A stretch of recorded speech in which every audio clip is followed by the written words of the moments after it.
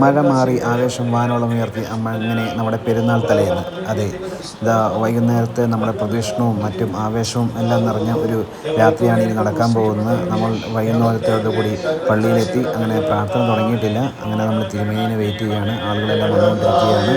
അങ്ങനെ സമയം ഒരു 6:30 കഴിഞ്ഞുള്ളൂ.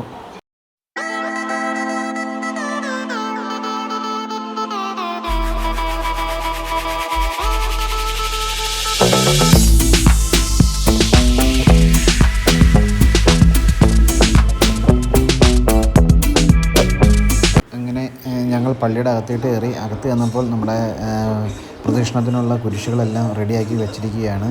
അങ്ങനെ ഞങ്ങൾ പള്ളിയിൽ കയറി പ്രാർത്ഥിച്ചു. അങ്ങനെ പള്ളിയിൽ നിന്ന് പതുക്കെ ഇറങ്ങി.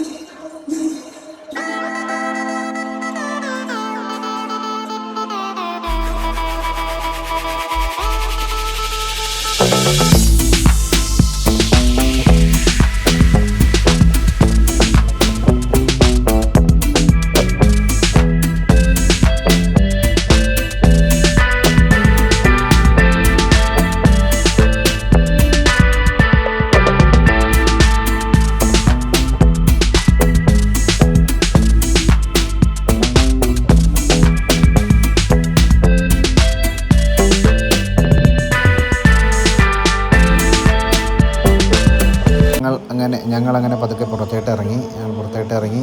ഞങ്ങൾ ഇനി അപ്പുറത്തെ പള്ളിയിലൊന്ന് പോകണം. അവിടുത്തെ കാഴ്ചകളും കൂടി നമുക്ക് കവർ ചെയ്യാനുണ്ടല്ലോ. അപ്പോൾ ഞങ്ങൾ പതുക്കെ ഇവിടുത്തെ പള്ളിയുടെ കാഴ്ചകൾ കഴിഞ്ഞ് ഞങ്ങൾ അങ്ങോട്ട് നീങ്ങുകയാണ്. അങ്ങനെ ഞങ്ങൾ ഓർത്തഡോക്സ് പള്ളിയുടെ മുന്നിലെത്തി. അതായത് കോലഞ്ചേരി പള്ളിയുടെ മുന്നിലെത്തി. അങ്ങനെ ഞങ്ങളിത് കോലഞ്ചേരി പള്ളിയിലെ അവിടുത്തെ ദൃശ്യവിസ്മയം തന്നെ നമുക്ക് കാണാം പള്ളിയുടെ.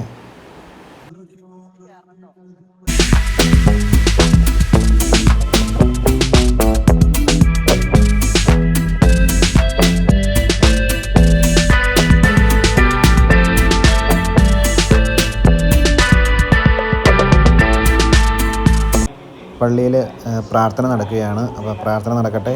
നമുക്ക് പുറത്തെ വിശേഷങ്ങൾ നോക്കാം.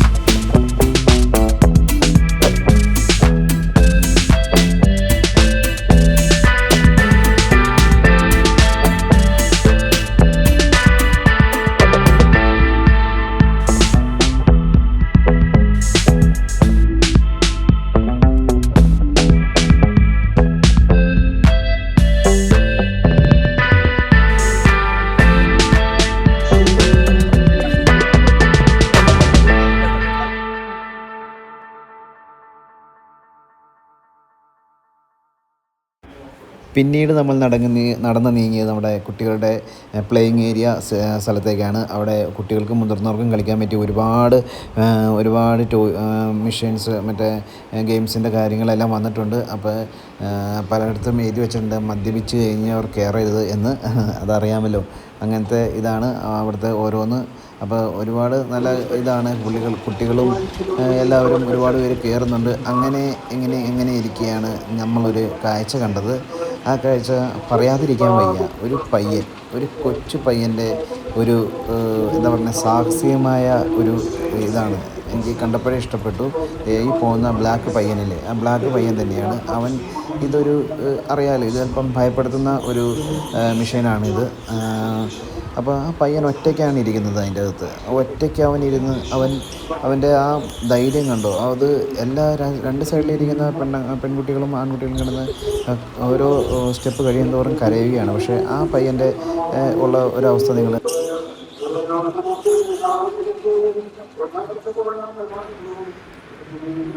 ആ പയ്യൻ്റെ ധൈര്യം സമ്മതിക്കണമല്ലേ. അവിടെയുള്ളവരെല്ലാവരും കരച്ചിലും ഇത് പേടിപ്പെടുമ്പോൾ പയ്യൻ മാത്രം ഒറ്റയ്ക്ക് നിന്ന് അവൻ ധൈര്യപൂർവ്വം അത് ആസ്വദിക്കുക തന്നെയാണ്. കൊച്ചു പയ്യനാണ്. ഏറ്റവും വലിയ ഒരു 7ാം ക്ലാസ് 8ാം ക്ലാസ് കണ്ടിട്ട് അങ്ങനെയാണ് തോന്നുന്നുള്ളൂ അല്ലേ.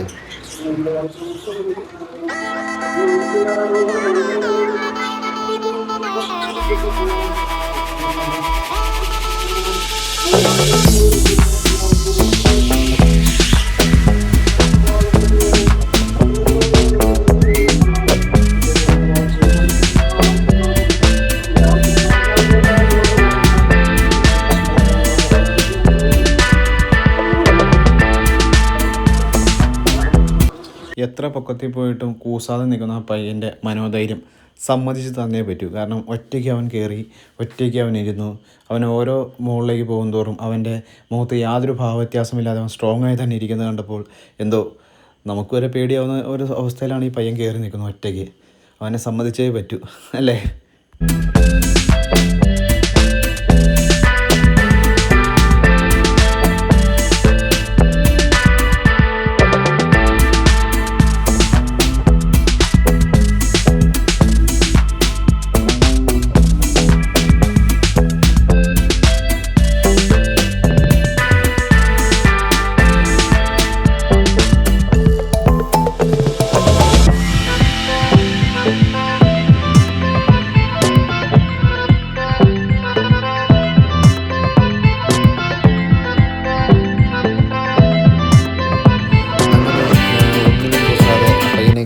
ആടട്ടെ, നമുക്ക് അടുത്ത സ്ഥലത്തേക്ക് പോകാം.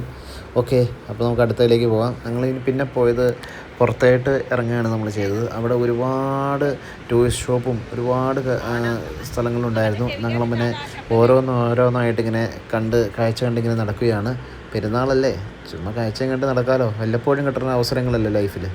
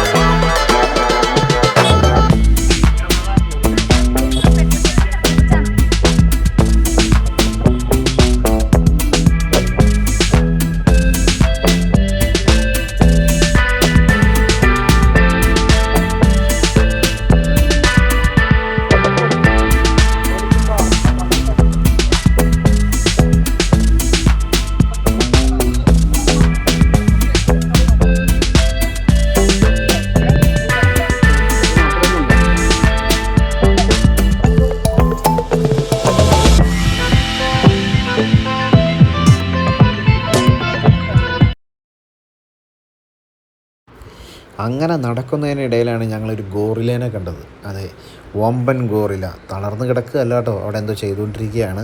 അപ്പോൾ നമുക്ക് ഗോറിലേനെ കാണാം. ഗോറില ഇങ്ങനെ ക്ഷീണിച്ച് അവശനായിരിക്കുകയല്ല, എന്തോ വെള്ളം കൊടുക്കുക, വെള്ളം കുടിക്കുന്നതോ ആണെന്ന് തോന്നുന്നു. അങ്ങനെ കുറച്ച് കഴിയുമ്പോൾ ഗോറില എഴുന്നേറ്റു. ആഹാ, എന്താ ഒരു ലുക്ക്, എന്താ ഒരു സ്റ്റൈല് അല്ലേ. അങ്ങനെ തൊട്ടപ്പുറത്ത് വേറൊരു സാധനം കൂടെ ഉണ്ട്.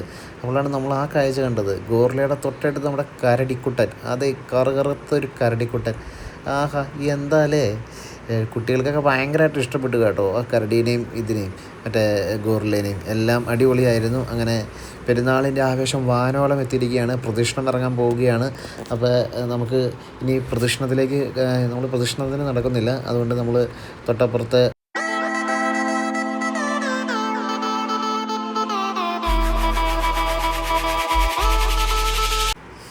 അപ്പോൾ കരടിയോടൊക്കെ ബായ് പറഞ്ഞ് ഞങ്ങൾ തൊട്ടപ്പുറത്ത് മാറി നിൽക്കുകയാണ്. കരടിയും ഗോറിലയും അങ്ങനെ പിള്ളേരെ കളിപ്പിച്ചുകൊണ്ടൊക്കെ നിൽക്കുകയാണ്. നമുക്കിനി അപ്പുറത്തായിട്ട് മാറി നിൽക്കാം, കാരണം പ്രദക്ഷിണം ഇറങ്ങാൻ പോവുകയാണ്. അങ്ങനെ ഓർത്തഡോക്സ് പള്ളിയുടെ പ്രദക്ഷിണം ഇറങ്ങി നമ്മൾ നേരെ അപ്പുറത്തെ പള്ളിയിലേക്ക് പോവുകയാണ്. അവിടെ പ്രാർത്ഥന നടക്കുന്നതേ ഉള്ളൂ. അവിടെ ഇതെന്തായാലും ഇവരുടെ ഓർത്തഡോക്സിൻ്റെ പ്രദക്ഷിണം കഴിയുമ്പോഴായിരിക്കും മറ്റവരുടെ പ്രദക്ഷിണം തുടങ്ങണത് എന്ന് തോന്നുന്നു. അപ്പോൾ നമുക്ക് ഇനി അപ്പുറത്തെ പള്ളിയിലേക്ക് പോവാം. ഇവർ പ്രദക്ഷിണം വെക്കട്ടെ, നമുക്ക് അങ്ങോട്ട് പോവാം, അവിടുത്തെ കാഴ്ചകൾ കാണാൻ പോവാം.